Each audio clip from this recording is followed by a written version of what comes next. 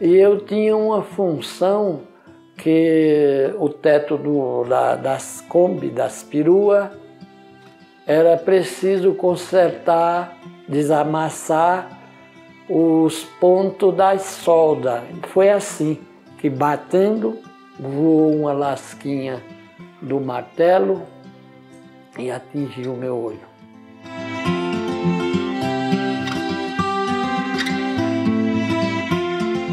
Uma da grandeza do Espiritismo é desarmar a pessoa ignorante, que eles passam uma doçura e um ensinamento em que a pessoa realmente vê a verdade ali.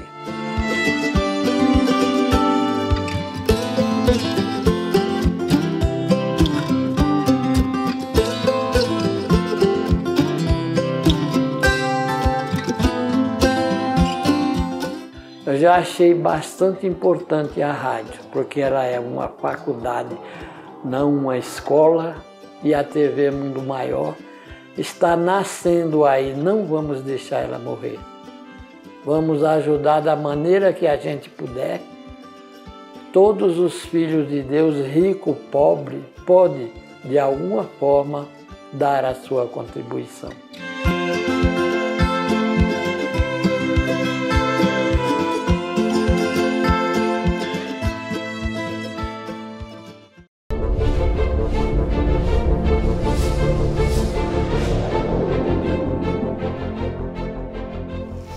Estamos de volta com a segunda parte do nosso Evangelho de hoje, lembrando a você que você pode fazer o pedido das nossas obras, a Candeia, a Boa Nova, a Sinal Verde em São Paulo, e você terá obras que falam um pouco disso que eu estou trazendo para vocês, que são estudos onde nós buscamos o Evangelho de Jesus em sua essência.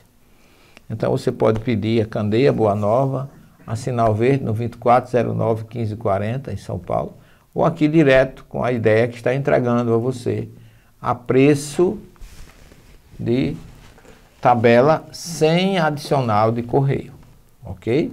Pode fazer os seus pedidos que o Magno ou a Ana, Magno Nicolau ou a Ana terão imenso prazer de entregar a vocês direto no site www.ideiaeditora, uma palavra só, .com.br, ok? Ou pelo telefone 083-3222-5986.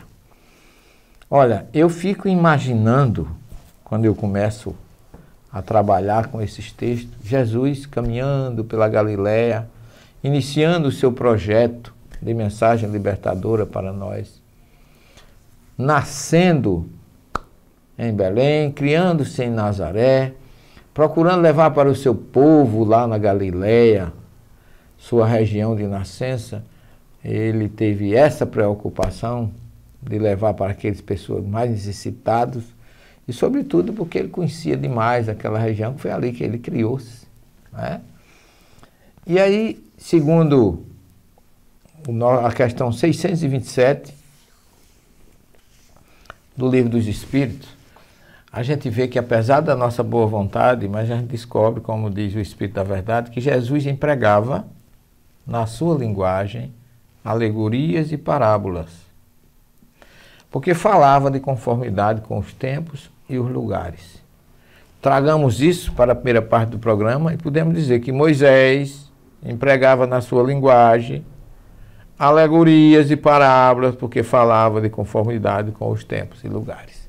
Então, isso não pode sair da nossa mente, do nosso foco de quem quer receber o verdadeiro significado de um texto bíblico. Não vamos condenar o que não conhecemos.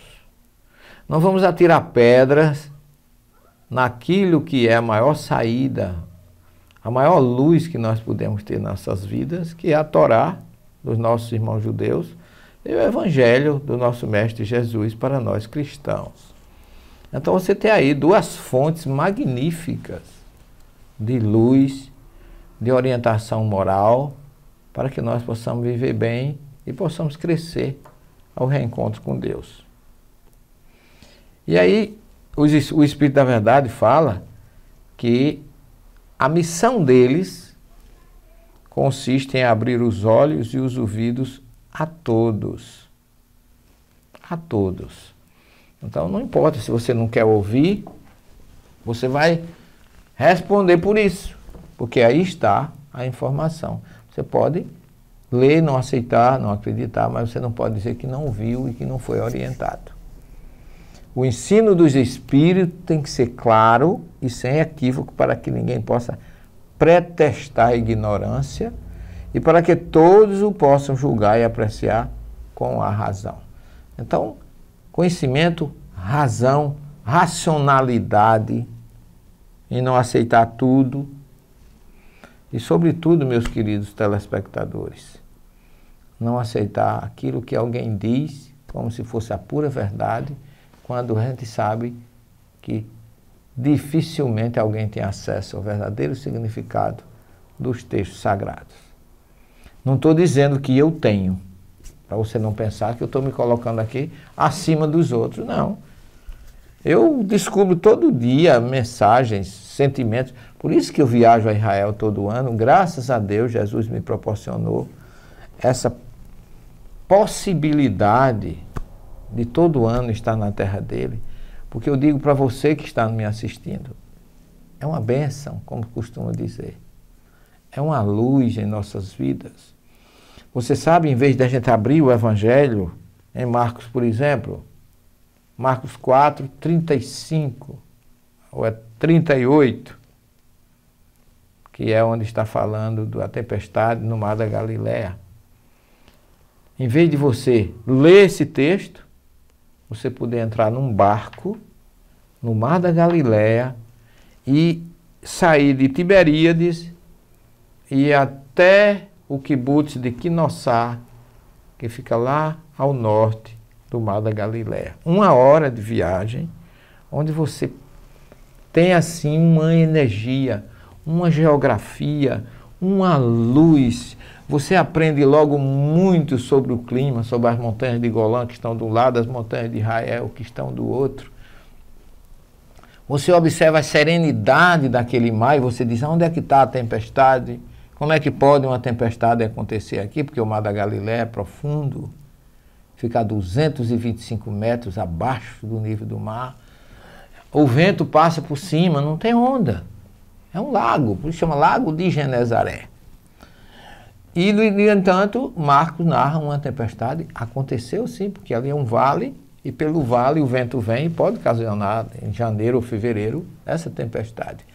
Mas isso tudo, meu querido telespectador, você aprende ali. Não é com o livro, são com os olhos, com os sentidos, com a temperatura, com a visão daquela água verde, cristalina, cor de esmeralda, em outras ocasiões azul, outras mais branca, ver o sol nascer. Quer dizer, é algo emocionante de você poder viver, e aí você não precisa que alguém lhe diga como é, ou que lhe descreva, porque você tem no seu coração, na sua mente, essa bênção de Jesus de estar num lugar tão magnífico e tão espiritualizado. E aí que a gente tenta, através da Gênese, através do nosso conhecimento do idioma, através das gramáticas que você tem acesso, hebraica, grega, através da história desse povo, através da invasão romana, do domínio romano naquela época, você tem um todo que vai ajudar você a entender o porquê de certas frases de Jesus, o porquê de determinadas informações, o porquê a linguagem judaica de Jesus, que a gente quer que Jesus, por exemplo, tenha uma linguagem portuguesa. Não pode. O quiasma do texto sagrado, ou seja, a constituição, a melodia das suas, o som ou a sonoridade da leitura do texto em hebraico, é completamente diferente da sonoridade do texto em grego, a sonoridade do texto em português. Então, nós vamos ver isso quando Mateus fala que virá o Salvador, Jesus, o Salvador. Nós vamos ver isso com mais propriedade Porque quando Mateus fala de Jesus, Yeshua, se você fala em português ou em grego, Yeshua, Jesus não quer dizer nada. Yeshu, o Jesus, não quer dizer nada. Mas quando você fala em Yeshua, do verbo yachar, o hebraico, o judeu, o hebreu sabe que o verbo yachar em hebraico significa salvar. Tá certo? Que Jesus, o Salvador. Yeshua, que é o substantivo derivado do verbo salvar. Então isso para o judeu significa muito. Mas para quem não conhece o idioma original, não significa muita coisa. E tantas outras que nós vamos trazer para vocês, nesse programa, como no próximo, nos próximos, que a gente quer explorar um pouco melhor. Mas eu queria ainda trazer um conceito, em homenagem aos 150 anos de A Gênese, de Kardec, no item 29 do capítulo 1, ele faz uma observação com relação à interpretação do Evangelho. Ele diz que, querendo a todo preço, alguns teólogos, alguns intérpretes, ou a maioria das pessoas, querendo a todo preço no Evangelho encontrarem a confirmação de um pensamento pré-concebido. Quando você abre um livro desse aqui, quando você abre um Evangelho, você tem que ler o que tem ali, procurar entender o seu texto original, a situação em que foi escrita, a condição política, social, econômica daquela época, qual é o sentimento que envolvia o povo. Então tem uma série de fatores que você teria, como diz Kardec, se transportar para a situação daquela época, viver aquilo ali. Por isso que é bom, quando eu chego em Israel, eu revivo aquela história no local. Você chega em Bet Shean,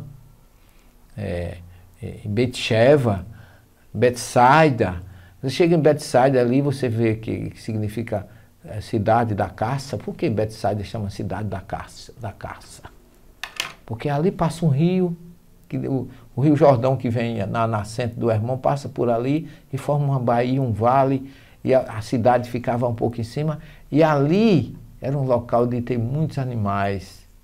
Então ali se fundou a cidade de Pedro e André, Betsaida, se juntou ali por causa exatamente daquele rio que passava ali, provocava aquela enseada, aquela várzea, e ali você tinha condições de caçar os animais que vinham beber, os animais que vinham se abrigarem ali à luz das árvores e também das águas. Tinha água, tinha árvore, tinha abrigo. Então virou uma cidade da caça, Beit Shean.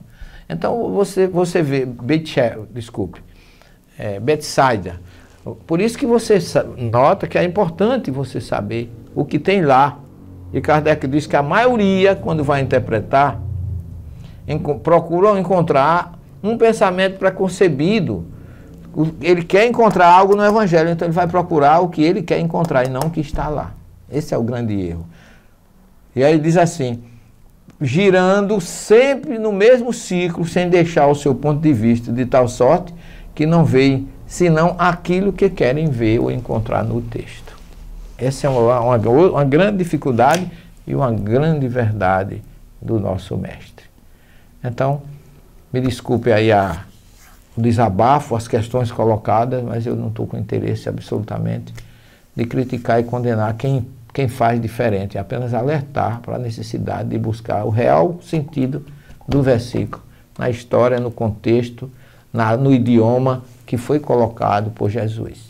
Não temos mais tempo para o programa de hoje, mas agradecemos a sua honrosa audiência conosco, a sua presença, e até o próximo programa, se Deus assim o permitir. Muita paz a todos. Ao comprar livros, DVDs e CDs na loja virtual Mundo Maior, você patrocina a divulgação espírita do maior complexo de comunicação espírita do mundo. Compre através do nosso e-commerce. Invista em um planeta de regeneração.